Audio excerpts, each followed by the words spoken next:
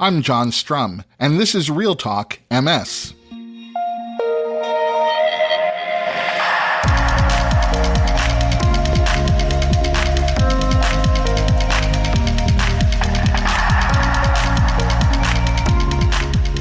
It's February 7th, and we have a lot to talk about. It's not unusual for someone living with MS to experience feelings of isolation. And those feelings of isolation can sometimes lead you down the path to depression. Then you find yourself with one more thing to manage, and that's definitely not the formula for living well with MS. The ironic thing about those feelings of isolation is that you can experience them even when you're with other people. It's that feeling that while everyone is being supportive, nobody really gets it. As well-meaning as friends and family can be, in most cases, they've never experienced what it's like to actually live with MS. That's why connecting with others who are living with MS can be such a difference maker. My guests today are Debby Bennett, the Manager of Community Engagement at the National MS Society, and Ricky Maxwell, an MS Society self-help group member and leader. And we're talking about how and where you can find support and connect with others who do get it, who know what I call the secret handshake that only other people affected by MS really understand.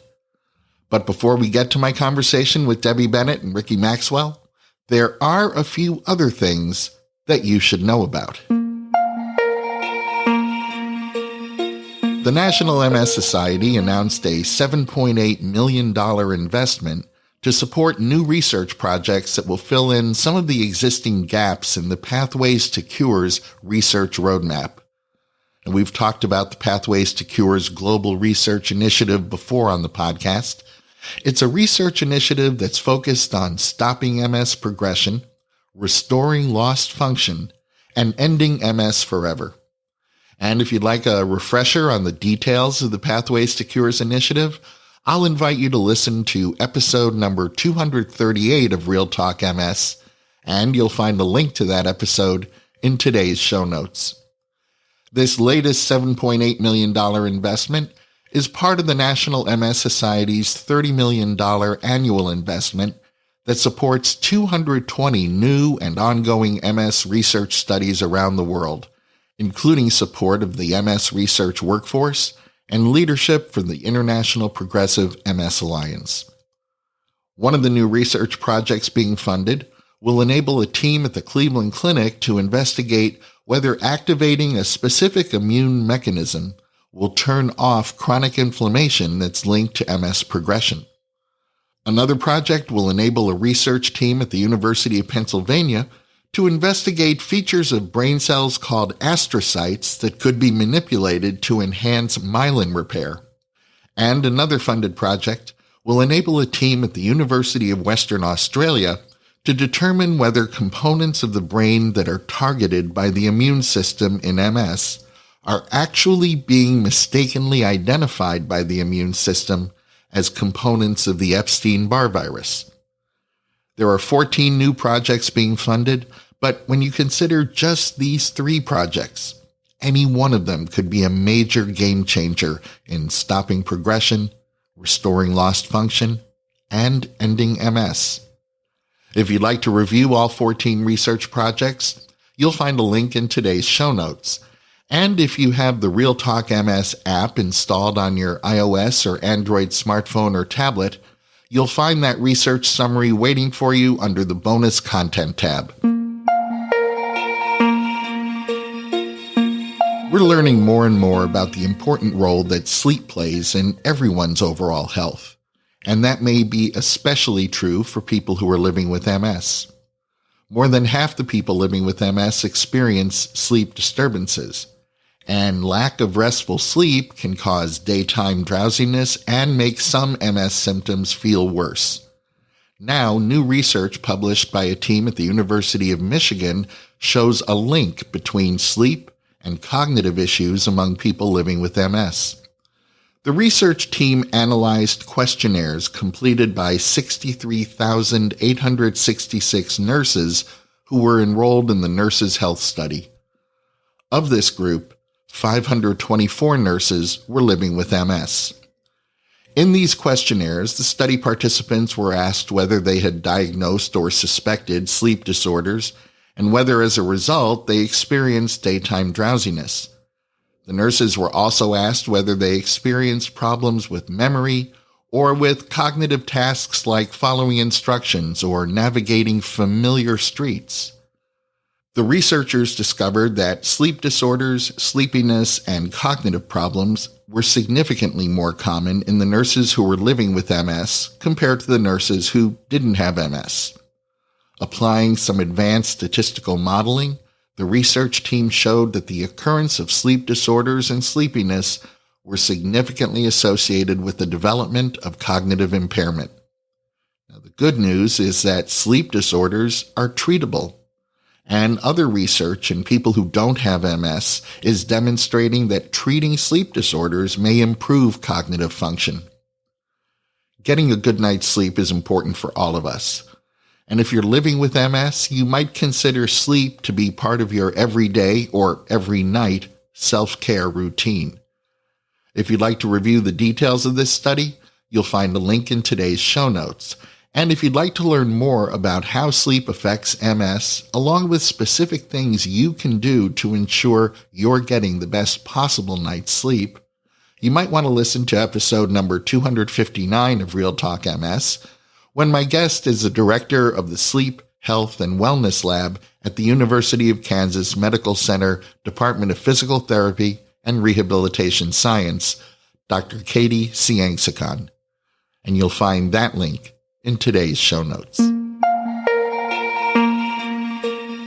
While we're talking about dealing with cognitive issues in MS, results of a study of 110 people living with MS in Amsterdam showed that both cognitive rehabilitation therapy and mindfulness-based cognitive therapy were effective in improving cognition.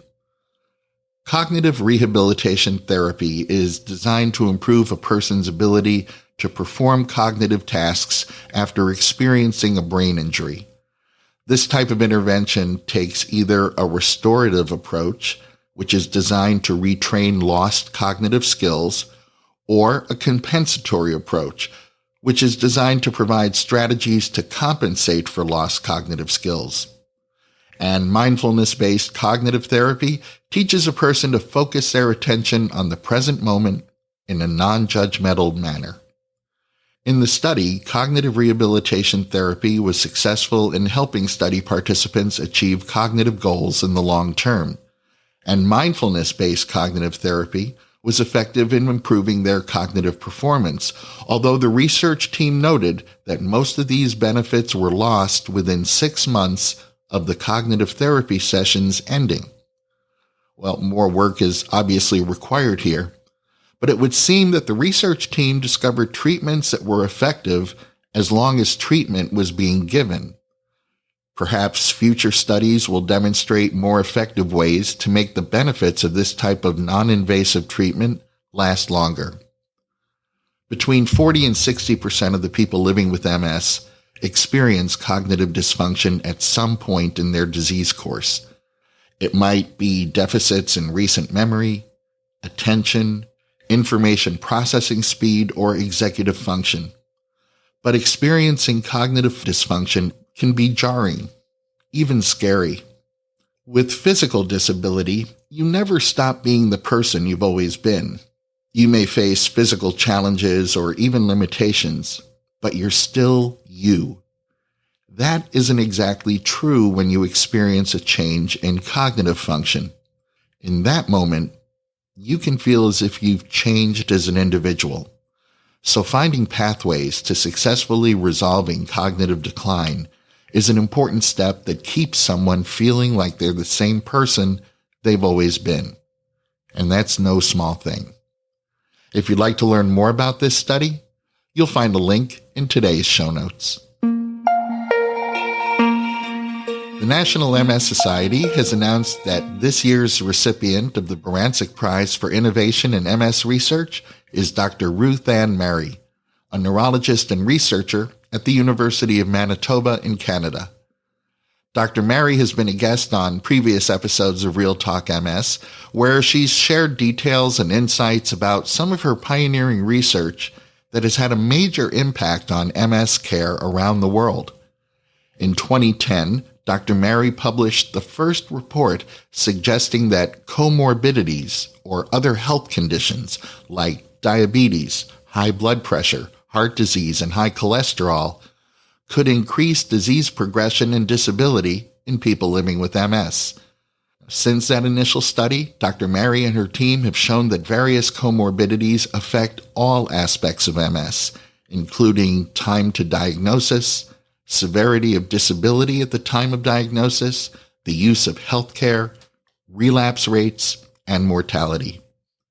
In 2012, Dr. Mary published a landmark paper showing that people with MS increased their use of healthcare through visits to the doctor during the 5 years before the first symptoms of MS occurred. Dr. Mary's work in this area has led to the recognition of the prodromal phase of MS, which is defined as an early phase of unspecified symptoms indicating a high risk for a future diagnosis of MS. And we've discussed the MS prodrome on previous episodes of the podcast, and as researchers learn more about the MS prodrome, it could lead to a time when early intervention, I'm talking about intervention before even the first typical symptom of MS has occurred, well, that could lead to preventing MS from ever developing.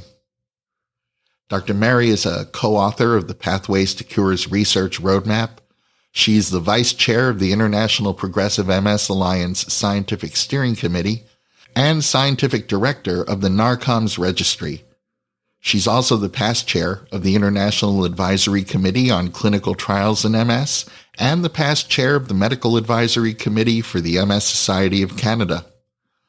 I can share from my own experience that if you spend even 5 minutes talking with Dr. Mary, you can't help but recognize her tireless and seemingly limitless commitment to improving the lives of people living with MS. I, for one, couldn't be happier seeing Dr. Mary's contributions recognized by being named this year's recipient of the Barancik Prize for Innovation in MS Research, and I'm looking forward to sitting down for a conversation with her in just a couple of weeks at the America's Committee for Treatment and Research in Multiple Sclerosis 2023 Forum. For now, we'll just add our congratulations to Dr. Mary for this richly deserved recognition. I want to give you a final reminder that the National MS Society's 2023 Pathways to Wellness in MS takes place online in just 2 days on February 9th from 1 to 4:30 p.m. Eastern Time. This free virtual program is focused on emotional, spiritual, and social wellness for people affected by MS. You'll hear from experts on the current research in positive psychology, mood disorders, and stress management. You'll learn how connections to nature, religion, or mindfulness can positively impact your quality of life. And you'll become empowered to identify healthy relationships while learning strategies designed to strengthen your personal relationships at home, work, and in your community. It's all happening online from 1 to 4:30 p.m. Eastern Time this Thursday, February 9th. If you'd like to learn more or register for this free program, you'll find a link in today's show notes. When you think about emotional, spiritual, and social wellness, you quickly come to realize that these are important goals that are hard to reach by yourself.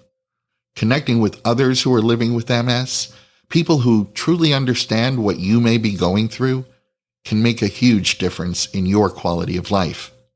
In a moment, we'll meet my guests, Debby Bennett and Ricky Maxwell, who are joining me to discuss how, when it comes to easy ways to find support for your day-to-day well-being, these connections can be among the most important connections you're likely to make.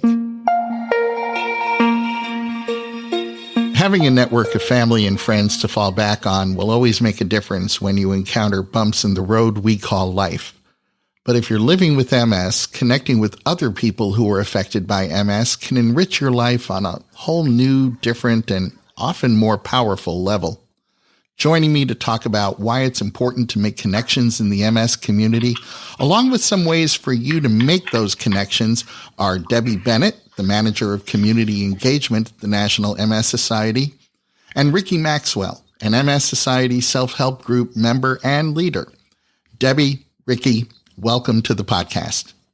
Thank you so much, John. Thank you. I'm honored, sir. Debby, why don't we start off by having you explain why it's important for people living with MS to connect with each other? Sure. So sharing experiences with others who understand what you're going through can be very gratifying, and it often fosters instant connections. These connections can often decrease isolation. They provide great emotional support, and they can increase quality of life because learning new strategies can build confidence in your ability to address challenges. And most important, they provide an opportunity to help others. Ricky, can you tell me a little bit about when you were diagnosed and maybe what some of the circumstances were that led up to that diagnosis? Oh, yes. Thank you for having me. I was diagnosed approximately 7 years ago, and I had no clue. One morning I woke up and my left cheek was numb. So it continued to the rest of the day, and my PCP told me to go to the ER, and then that's when they diagnosed me with, after imaging and stuff, with multiple sclerosis. How did that feel at first? At first, I had no idea what it was. I had no idea what it was. And I did some research later on. After reading, I still, I was in a fog. I've always been healthy, never had any issues, and it hit me hard. It did. And then after reading and researching and, looking at possibilities later on in life, it hit me hard. But I can say that now, this present time, everything is going well. And I have to say, whatever you read out there, don't let it get to your head, because the WebMD and all that internet stuff will take you down a bad road. So just get educated. The National MS Society is one of the foremost areas that you're going to get the education for MS. So Debby gave us what I'll call the theory behind connecting with other people who are living with MS, but you're living it, Ricky. So once you were diagnosed, what was it like for you the first time you connected with someone else who was living with MS? I have to say it was rewarding. I never thought I would step into a self-help group. Had no clue. My first time going to a self-help group, I remember I sat in my car at the parking lot and cried like a baby. And that was my realization that I had MS. But I have to tell you, when I walked into that group, and I felt a sense of love and welcoming and a sense of understanding. 5-10 minutes into the group, I just felt so relaxed, and it has made me a better person. It has educated me, and it also, I learned from other people with the MS journey. I learned and talked to everybody and got more of a feel of what MS was. So I say a self-help group, in person, virtual, whatever, try it. It will be beneficial. I guarantee that. Joining a self-help group is one thing, but Ricky, you decided to become a self-help group leader. What inspired you to step into that role, and how is it different being a self-help group leader? I'm retired law enforcement, so I've always had a career of helping people and being there for people. I had no clue that I would be a self-help group leader for the National MS Society. I was enjoying being a member, but my mentor, Elise Holtzman, approached me about taking over the group. And I felt so honored that she would even consider me to do it. And I saw how rewarding it was to me and how it enhanced my journey and helped me. And I said, there's no way in the world I could say no to this. No way. Because I saw how impactful it was to me.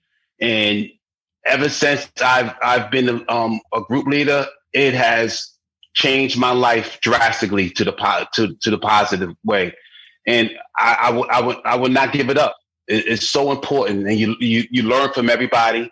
I mean, we have National MS Society. Miss Bennett is magnificent. 24/7. If you need anything from her, it's like it's a family. It's a family, and it's definitely something that I'm happy I took upon myself, and I will continue it. I love it. Debby, besides providing strong emotional and mental health support, what are some of the other benefits of connecting with other people who are living with MS? So connections provide a two-way avenue of information and resources. Some groups may have a focus on education, say, and they bring in a guest speaker on a particular topic or watch videos. Some are advocates, and they go out into the community doing their activist thing. And some of them have a wellness or a physical component to it. Maybe they exercise together or something like that. Ricky, you know, there's someone who's listening to our conversation right now, and you and Debby have them thinking about checking out a self-help group. What should they expect? I will go into it with no expectations. Walk into it with an open mind and an open heart and experience it. If it's in person or it's virtual, leave the expectations to the side and just go in there with an open mind and an open heart. And I almost guarantee you will get something beneficial from it. There's times that I've held my group and there was one person that came to the group. But I tell you, that one-on-one connection that day was so powerful because it was meant to be. That person needed that connection with a one-on-one because they might not have felt comfortable with multiple people there. So just go in there with open mind, open heart, and you would definitely benefit from it. Because I know I benefited from it. I would never have thought I would be going to a self-help group, not even open for discussion. But I can tell you, it has changed my life and has made my life much, much better. You know, Ricky, we've just come through a couple of years where the only way self-help groups could meet was virtually.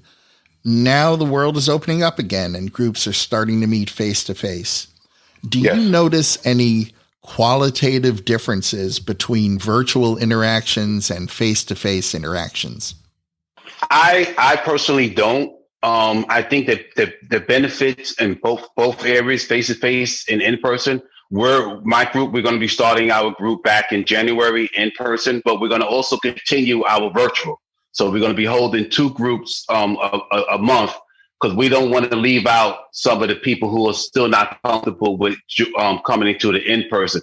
And plus, I also have a lot of members that do not live in the area where the in-person will be. So the benefits of it is it's an individual thing. Because I know there's some people who don't like the virtual because they don't like talking personally over online and their personal information, which is perfectly fine. But I think the benefits are wonderful on either side. We can find something beneficial from in person and online, virtual. So you will get something out of either one. I guarantee that. Just come with an open mind and an open heart. Debby, we're very fortunate to be living at a time where there are so many ways for people to connect with each other. We certainly don't have time to run through all of them, but do you have some suggestions for additional resources that can help people connect? Sure. So the National MS Society has online communities which are open to all people affected by MS and offer opportunities to give and receive support in a safe environment. These communities are moderated by trained volunteers who assist in leading conversations and provide resources. And they allow people to find community anytime from anywhere in the world. For instance, there's a Facebook community group, which is for people affected by MS to comment and connect with others for advice and support. There's the Mighty, which is a similar source of connection. This has a group where people might have comorbidities like depression, anxiety, or diabetes. It's not just MS specific. MS Discord is an international group with live chatting available 24/7, also peer-led. with channels of support for family members. And you can always find these online communities available on the National MS Society website. We often say that MS impacts families, not just individuals. Debbie, are there support groups available for MS caregivers as well? Yeah, so living with MS requires a team effort for sure. A support partner can be a spouse, family member, or a friend, anyone who provides emotional support and assistance when it's needed. So they definitely need support too. We have a web page devoted to support partners that includes a guidebook and information and tips and resources. There are also some virtual support groups available, some of them specific to multiple sclerosis, but then there are many more that are more generic to chronic disabilities. So our website has a bunch of resources, as well as I know the Well Spouse Association does, and caregiver.com. Debbie, there are about 70,000 U.S. Armed Services veterans who are living with MS. That's such a significant number that the Department of Defense funds research that's specifically focused on multiple sclerosis. I'm curious, are there any resources and connection opportunities that are specifically for veterans? So the Society, along with several other organizations like the VA and the PVA, can help. One resource we have is this program called Ask an Expert, which is specifically for veterans and takes place quarterly. The next one will be in March. Then there are blogs on our website. There are support groups specifically for veterans. On the website, nationalmssociety.org/veterans, you can get information. We have navigators that can help connect with any of the resources that might help. Well, Debby Bennett and Ricky Maxwell, thank you for what you each do to improve the lives of people who are affected by MS. And thanks for talking with me today. Thank you so much. Really appreciate it. Appreciate it. Thank you for your service, sir. That's going to wrap up this episode of Real Talk MS. Real Talk MS is powered by the National MS Society. And you can share this episode of the podcast by letting your friends or family members know that all they have to do is point their web browser at realtalkms.com/284. You'll find that link in today's show notes, so you can easily copy and paste it right into an email or a text. And if you have a minute, I hope you'll visit the Apple App Store or the Google Play Store and download the free Real Talk MS app for your iOS or Android smartphone or tablet. It's the best way for us to stay connected. The app will automatically download the latest episode of Real Talk MS. You'll be able to access any of our past episodes. You'll be able to save your favorite episodes. And it's a great way for me to share bonus content with you. The app is free, so I hope you'll download it today. I'm John Strum. Thanks for listening. Stay safe and make healthy choices.